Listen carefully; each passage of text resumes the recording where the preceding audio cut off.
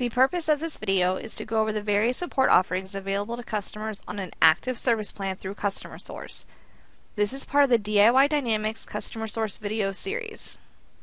Arlen, what are some of the different ways I can get support through Customer Source?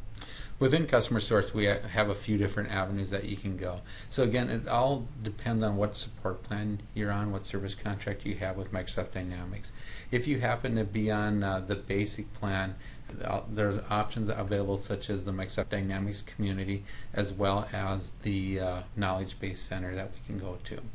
If you are on an active service plan that has a support offering with it, you can also use the electronic support side of Customer Source. So what I'll do is I'll walk you through all of those options I showed you, as well as I'm going to touch a little bit on search, because search is a great way to get to knowledge base articles. So first of all, what I want to do is when I come into Customer Source, I do want to choose my product. So in your case, you did just purchase Microsoft Dynamics GP. So I will go ahead and choose Microsoft Dynamics GP off the menu. When I choose that, it comes up with multiple new options across the top navigation. One of them happens to be support.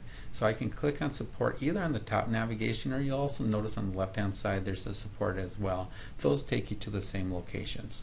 When I do choose support, it brings me to the support page, and on here I have obviously some different tiles that wrap around information that's specific to support, such as there's one that talks about the support life cycle, also getting out to the Microsoft Dynamics community GP forum, which I'll take you to in a moment, and so on. But also keep in mind on the right hand side you also have some additional navigation that you can choose. So in the first one, if I wanted to just take a look at knowledge base, I could click on knowledge base and it will bring me into the window that looks very similar to the search. Reason why it is actually our main search window for Customer Source. One of the differences that happens when you click on knowledge base from that point is it already sets your filter just to knowledge base content. So it's not going to search at or look at any other content within Customer Source. It's just going to be knowledge base.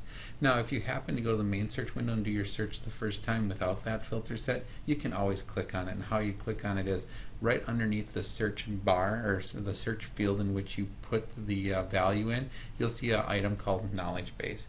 Just click on that and that will filter your results. So let's just assume, Jackie, in this case, just I want to give you a little bit more knowledge or example on how this works. Is let's assume that you were looking for reporting, and now reporting is a very broad term. I wouldn't suggest searching off of that for a specific answer, but for this example, it will work well. So I typed in reporting, and you'll notice that after I typed in reporting, it filtered the results down to somewhere around 2,000 results. Well, these are 2,000 results that are only in knowledge base.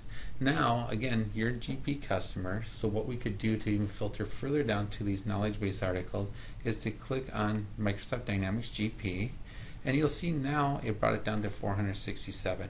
It's still really not that manageable, and I intentionally did that just to show you exactly how this worked.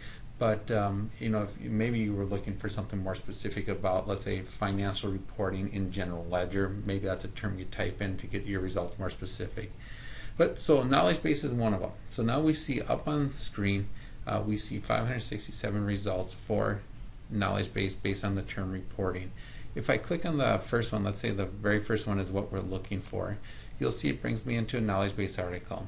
One of the great things about knowledge base articles is that they're not written by marketing people. They're truly written by our support engineers that are taking questions day in, day out with our customers. So you can see that this knowledge base article, well, most of them start out the same way. They'll list the symptom, the cause, and the resolution. Also, many times they'll say it applies to, and they'll list the version that it applies to at the bottom. And that's key. You always want to watch that, because if you're, like in this case, we'll search for GP, or we're in Microsoft Dynamics GP, you'll notice that it lists off the Microsoft Business Solutions Great Plains 7.5. This tells me this is a very old knowledge base article, so it probably wouldn't apply to your current implementation of GP 2010. That's one resource. Strongly suggest knowledge base. Great help out there, and there's literally tens of thousands of knowledge base articles out there for you. Another avenue that we can go to, and I'm going to click on Home to bring us back to the home of Customer Source. You'll see that we have an option, and I'll first of all choose my product again. we have an option at the very top called Community. If you click on Community, it'll take you over to the Microsoft Dynamics community. The other thing though you can do to help save some time is within Customer Source, if you do a search, again, we'll do a search for reporting at the very top.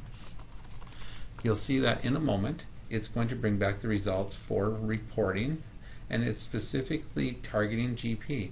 But you'll see underneath the search box that has the word reporting in it, there's an option called Community. I can filter off of the community results at this point, and it will just show me the results that came back from the Microsoft Dynamics community. So the cool thing about this is you don't have to switch and go to a different site to get the information. Customer Source went and searched that site, brought the results back in to display them to you. Now when you do click on the result, it will take you into community, but you didn't have to go there to find it. The other thing is, if there's something that's not showing up and you'd like to search the community a little further, you can click on Visit the Community, and it will take you over to the community so you can learn or view the different forums of blogs and so on there. And that's what I currently did right now.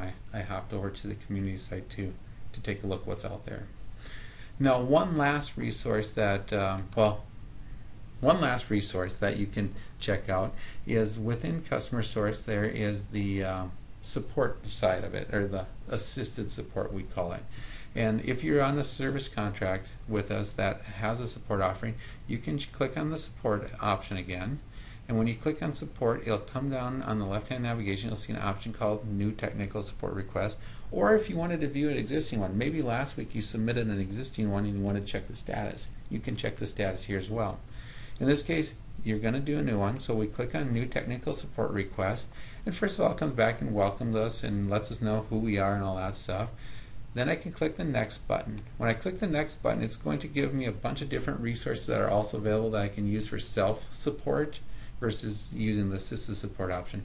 But if nothing's there that will answer my question, I can scroll down to the bottom. You'll see an option called Microsoft Dynamics GP Business Ready, because that's the product that you own. Once I click on that, it comes in and it takes me to step 2 of the process and asks me, well, what topic do I want to use? And let's say it's financials general ledger. Then it'll ask me the subcategory. And the reason why it's asking you these questions is when the support technician gets this sent to them, they need to know where you're at, what you're doing, so they can best serve you, because they know your time's valuable and they don't want to waste it. So they want as much information up front so they can do troubleshooting before they even get on the phone with you. And in this case, let's say the next one is chart of accounts question. After I do that, you'll see there's some additional recommended topics that come up that possibly could answer your question. If not, you can click the Next button. When you click the Next button, it will take you to the final screen that will ask you for a lot more information around the topic. And I won't take your time right now to walk through this, but it's very specific, like what version are you running of SQL Server, of Windows Server, and all this stuff. So you want to be as detailed as you can, because understand when the support technician gets this, they have no idea what you're doing. So the more you can document it, the better they can answer your question. And then what they'll do is they'll communicate back to you via email, electronically typically, but there's situations at times where the support technician may have to call you. But again, this is all tracked electronically, so next week if you come in and said, what did the support technician tell us we had to do? You can go and actually look it up, and you have a whole audit trail of activity that took place. That's great. Thanks, Arlen. Thank you, Jackie. Thank you for watching the Customer Source Support Offerings video. To see additional tutorials on how to use Customer Source, please visit the DIY Dynamics content library for this series and other resources. Be sure to check the DIY Dynamics page often, as new videos are being added to the content library on a regular basis. Thanks for watching.